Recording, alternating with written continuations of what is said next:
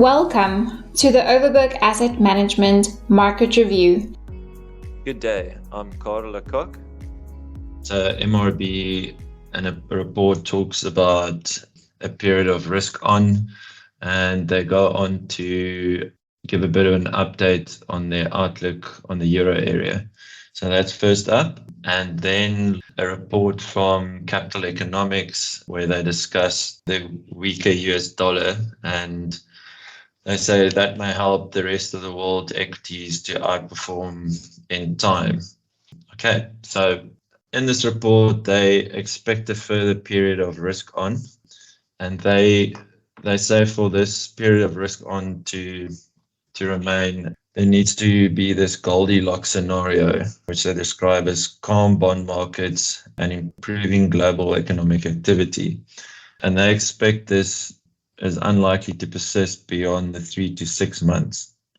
And they think that the consensus view of low inflation to be misplaced. So improving global growth and sticky inflation will force investors to unwind expectations of lower US and developed market policy rates later this year.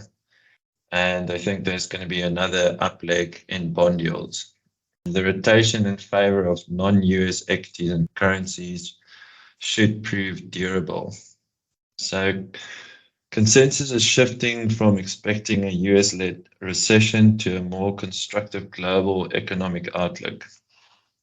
And I think we're seeing sort of signs of that where the euro area is also doing better, but a little bit more on that later. They also talk about core inflation will prove more sticky.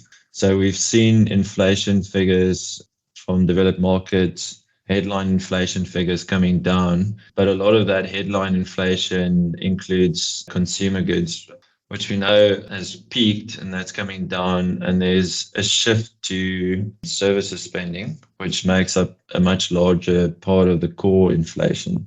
So, headline inflation is coming down, but core inflation, they expect to remain above the 2% level. So, as I said, better global growth, especially in China and euro area, that's a double-edged sword. So that will probably cause inflation to run a little bit higher, which also then means that interest rates will stay higher for longer. So then they speak about the euro area. So the rolling over in global energy prices provides both significant relief to headline inflation gauges, as well as reverses an economic drag on the consumer and business sectors. By the autumn of 2022, oil prices were in the expensive zone, yet prices have now eased to slightly below average levels relative to GBP. The surge in euro area natural gas prices were far more extreme, but prices have now dropped to pre-crisis level, and the fear of supply shortfalls and electricity outages have been significantly alleviated. The drop in energy prices has been a big plus for financial markets, but the ultimate impact will be to support the global economy, and this help to put a floor under core inflation. So as these energy prices starts coming down, economic activity will pick up, and that means that core inflation will probably not fall back to the target 2% levels. The latter will ultimately be the most important driver of financial market trends over the cycle. While there will be good inflation news in the near run after decades of persistent positive inflation outcomes, a new era of negative surprises is likely to persist until meaningful economic slack is rebuilt. MRB is still betting that today's hawkish sounding central banks are not yet prepared to trigger a full-blown recession. Even though the euro area has bounced back nicely, that momentum can carry on. And I think we're well positioned in the portfolios for that. They carry on, they say, the key issue for global equities, however, is whether the recent rally is merely a bear market bounce rather than the start of a new durable bull phase. We are in the former camp because the rising interest rate and bond yield curve is not over. However, Euro area equities may be signaling that something new is developing, and they might positively diverge from global indices when the next round of selling pressures takes hold. And by global, they really mean the US, as the US comprise nearly 60% of the global equity benchmarks. So perhaps the euro area equity market and some other non-US bourses will not hit new lows ahead when another down leg in stock prices occurs. And I think they basically say that this down leg in stock prices may occur if the market's expecting interest rates to be cut towards the end of this year. And if inflation proves to be more sticky, that might not happen, which ultimately drive bond yields higher and then stock markets lower. But what they're saying here is that the euro area equities might actually diverge at that point. So good to be exposed to the euro area. An improvement in economic activity in the euro area and Asia and a resilient US economy will sow the seeds for another upleg in developed market bond yields starting in the second half of the year. So again, saying that, as these economies start regaining a bit of traction, that will obviously keep inflation a little bit higher, meaning that bond yields will start rising, and we might not see interest rates coming down by the end of the year. And they sort of reiterate that point. The Fed and other developed market central banks will not cut policy rates later in 2023, as underlying core inflation will level off at a rate well above levels recorded in recent decades, meaning that they will level off at rates above the 2% target. Then on to capital economics. And they have a report saying weaker US dollar may help rest of world equities outperform in time.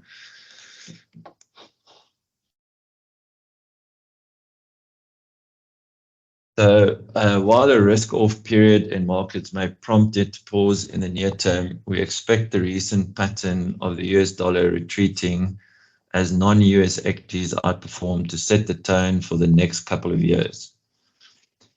In general, there's a negative correlation between the US dollar and especially emerging market equity markets. So I think that's sort of the theme here as well. So one major recent theme in global markets has been the retreat in the US dollar.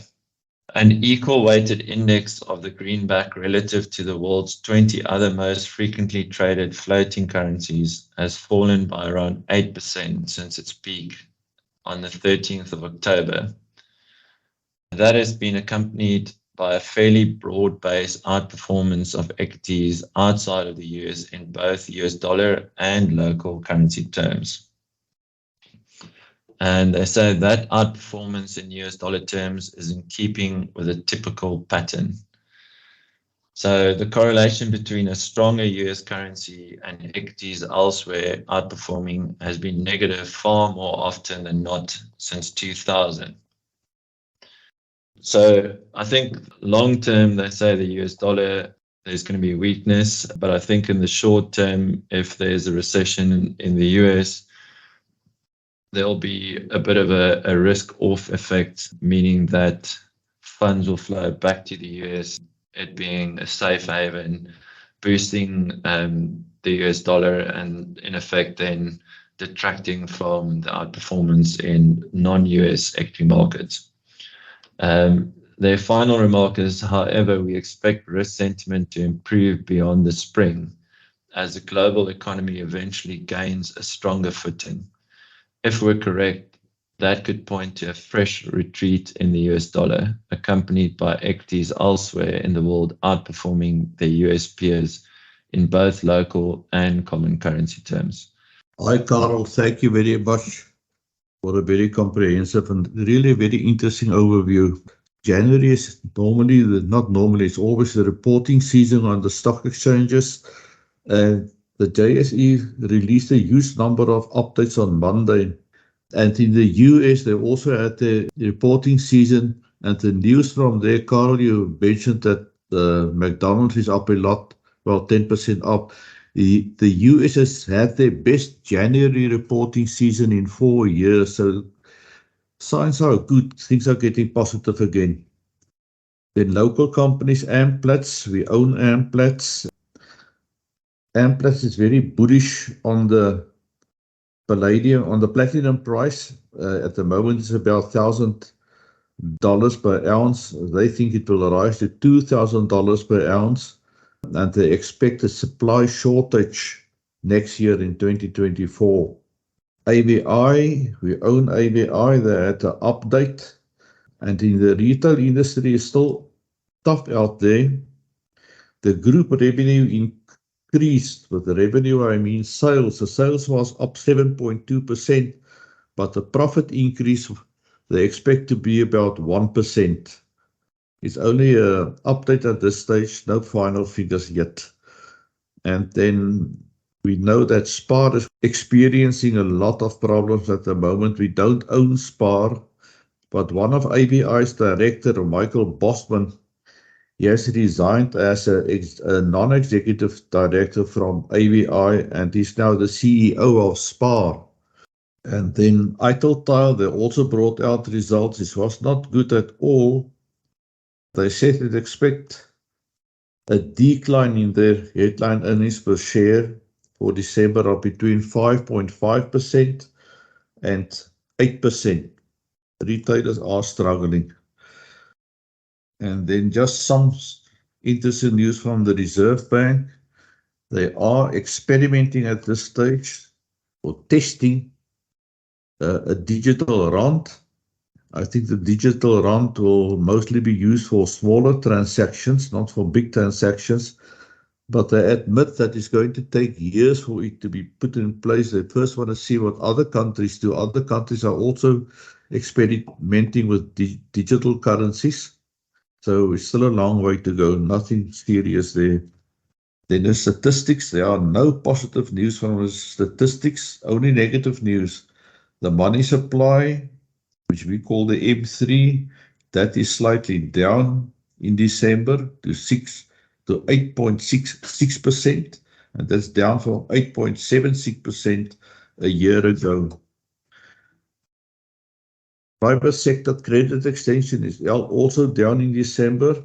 It's slightly down, but it's down to 7.7% from 8.3% a year ago. And then our trade surplus, it's exports minus imports, that was slightly down to 5.43 billion from the previous month of 7.3 billion. And that's rand, it's not dollars.